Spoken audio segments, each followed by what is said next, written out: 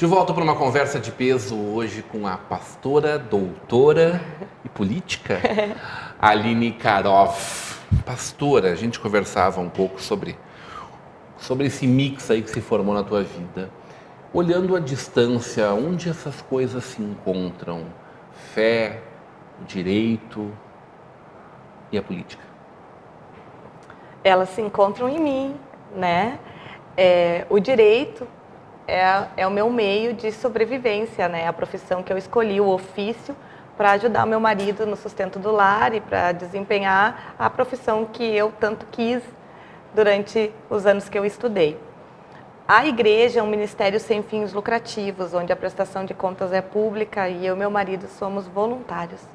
Somos pastores voluntários, não recebemos um centavo para nada, nem ajuda de custo, nem nada, embora seja bíblico o pastor ser sustentado pela igreja, está lá na palavra de Deus.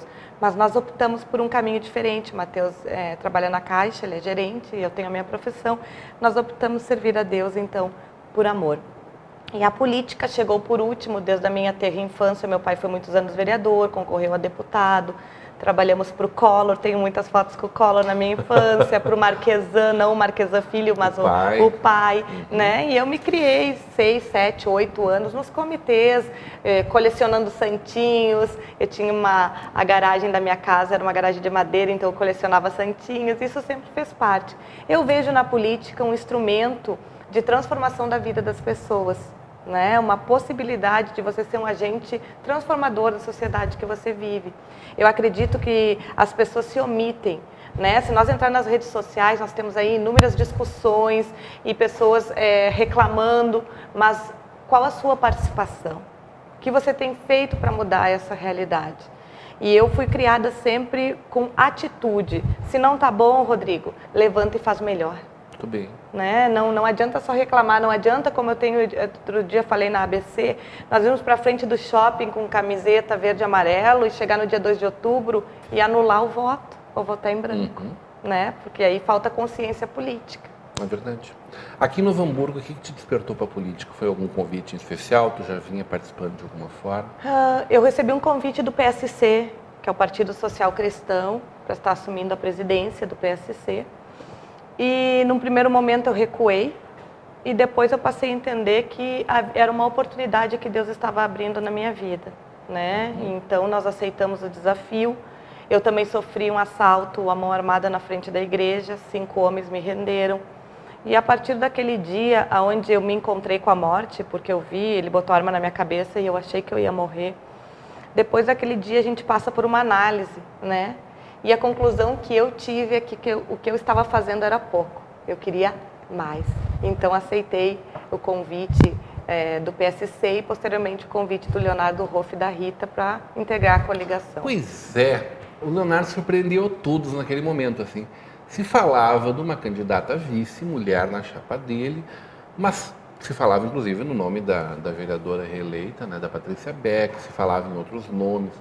De certa forma, foi uma grande surpresa para muita gente quando o teu nome foi suscitado e muita gente querendo saber, mas quem é essa Aline, né? Tive a oportunidade de ouvir o teu discurso naquele momento, no dia da convenção. Como é que foi essa caminhada para ti? Bom, foi uma surpresa também quando o meu nome foi cogitado. Eu queria muito ser a vice dele, porque eu acreditava no plano de governo, acredito nas propostas, né, na forma como foi construído. Mas eu também fui surpreendida numa reunião onde ele me convidou publicamente, convidou o grupo que nós fazíamos parte, né, mas declinou o convite para minha pessoa. E eu fiquei no primeiro momento assustada. Mas depois nós aceitamos o convite e na convenção... Então, tu também foi pega de surpresa? Nós sabíamos, de certa forma, sim. Nós sabíamos que ele vinha cotejando o meu nome, ele vinha conversando comigo desde março. Tudo aquilo que ele falou, como iria acontecer, de fato, ele manteve a palavra e aconteceu. Perfeito. E ele disse que o nome não estava ainda definido, né? E esse discurso que tu teve a oportunidade de ouvir foi meu primeiro discurso político. Primeiro discurso político? Sim. Um privilegiado aqui. Me mandou bem pra caramba. Eu fui surpreendida porque eu nem sabia que eu ia falar, né? Quando ele me chamou, eu pensei, meu Deus, então tá, vamos lá, né? Maravilha. O resultado talvez não tenha sido exatamente aquele que vocês esperavam, uma eleição com 7 candidatos. Deu para discutir Novo Hamburgo? Sem dúvida. Uma eleição como essa, o povo acaba não conseguindo ouvir nada muito consistente de ninguém, né? Muita gente querendo falar, Sim. muita gente com coisas para falar, né? Uma eleição, uma campanha curta, né? De 45 dias. O sentimento que a gente ficou assim é que existiam boas propostas em todos os lados, mas que não se conseguiu aprofundar muito a política, né? A problemática da cidade, se discutindo picuinhas do passado, do presente, enfim. Sim. Quais são os próximos passos a partir do resultado da eleição? Bem, nós tínhamos uma aliança com o Leonardo, né? Infelizmente nós não chegamos à vitória, mas nós fizemos uma votação expressiva, né? 12.703 votos, inclusive nós colocamos agora 10 outdoors na cidade para agradecer 12 mil pessoas que acreditaram em nós, porque o mal do século é a ingratidão, né? E nós temos que olhar com um viés não apenas para o que nós perdemos, mas para aquilo que nós ganhamos. E eu me sinto uma grande vitoriosa. Eu saí do anonimato, por assim dizer, eu era mais conhecida no meio, dentre os advogados, né? Para a vida pública, de uma forma, foi um salto muito grande. E eu só tenho a agradecer. Os próximos passos, nós temos uma eleição aí em 2018, né? Nós estamos nos reunindo com a executiva do partido, tanto a estadual quanto municipal, para ver de que forma nós vamos nos posicionar. Mas já tenho recebido aí alguns apelos para concorrer a deputado estadual em 2018. É um caminho possível esse? É um caminho possível, possível. Não estou confirmando que vai acontecer, sim, né? Sim. Mas eu amei a experiência de conversar com as pessoas, de estar com as pessoas. Para quem gosta de pessoas, gosta da política. Foi extremamente enriquecedor. Eu ouvi histórias de vida, eu conheci dificuldades, sofrimento de pessoas que me fazem uma mulher muito melhor do que eu era ontem, né? Preciso fazer uma pergunta um pouco espinhosa, pastor. Apesar de tu já ter falado sobre isso com a gente em outros termos, em outros momentos, teu partido tem um representante muito reconhecido nacionalmente, né? Que deve vir a candidato à presidência da República, Sim. né? E que é uma figura bastante controversa, ou pelo menos assim julgada por algumas Polêmica, pessoas, né? sim. Polêmico indiscutivelmente, né?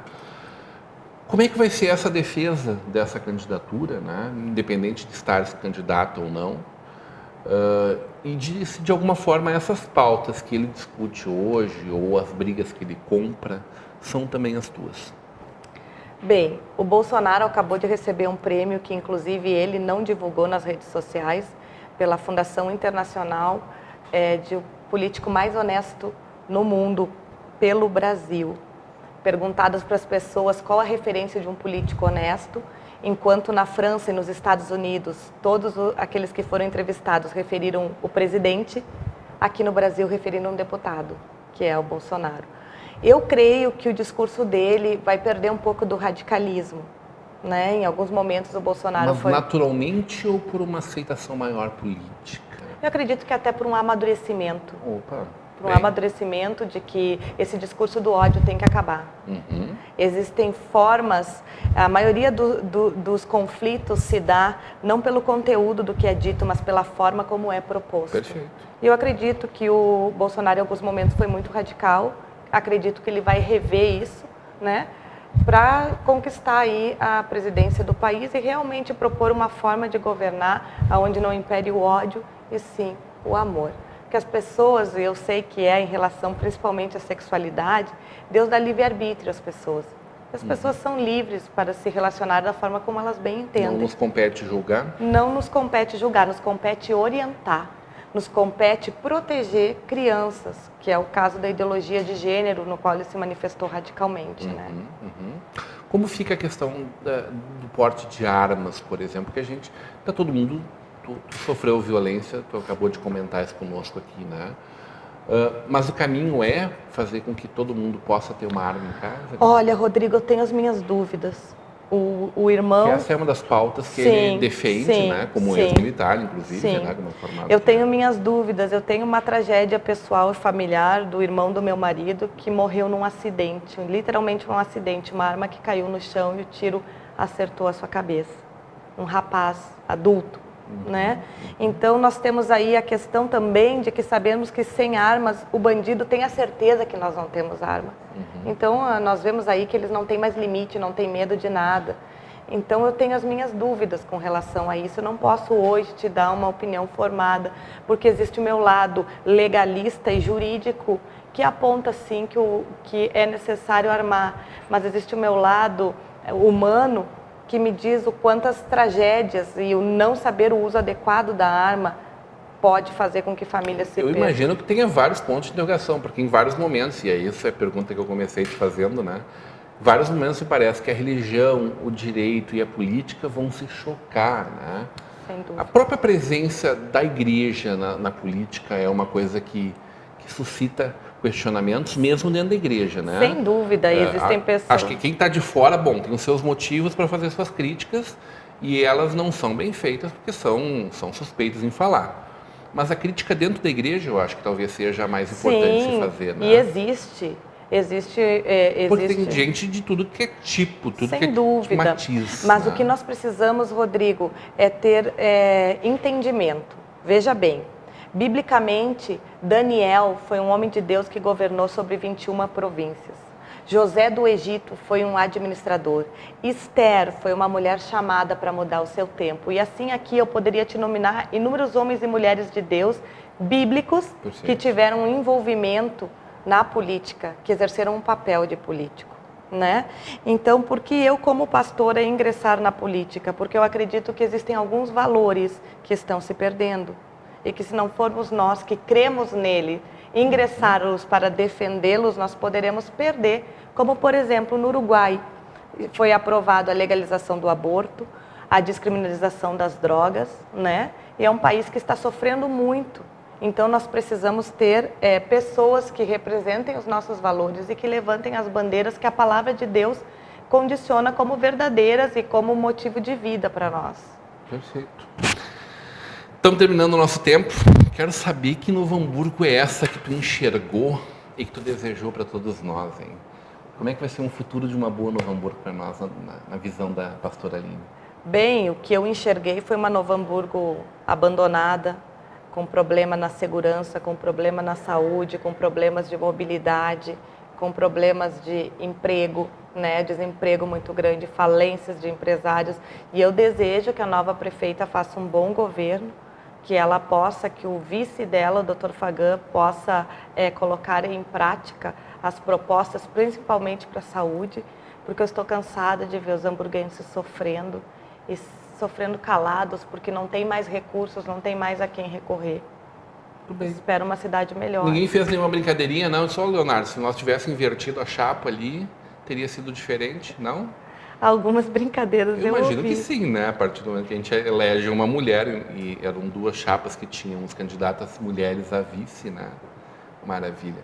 A senhora fez um belíssimo trabalho, pastor. Quero lhe dar os parabéns de público. Assim, já tinha te falado nesse outro momento. Acho que, na verdade, as duas candidatas a vice me surpreenderam muito positivamente. As duas, não por acaso, doutoras, né? Advogadas. Sucesso na tua construção. Muito obrigada. Grande prazer te receber. Foi um prazer ter estado aqui com todos vocês. Muito bem. Hoje, numa conversa de peso com uma pastora advogada, a mãe da Maria Fernanda, do Arthur Rafael, da Maria Valentina, esposa do Matheus, a hoje política, Aline Karoff. Continue agora com a programação da nossa Vale TV, da nossa rede Comunidade de Televisão.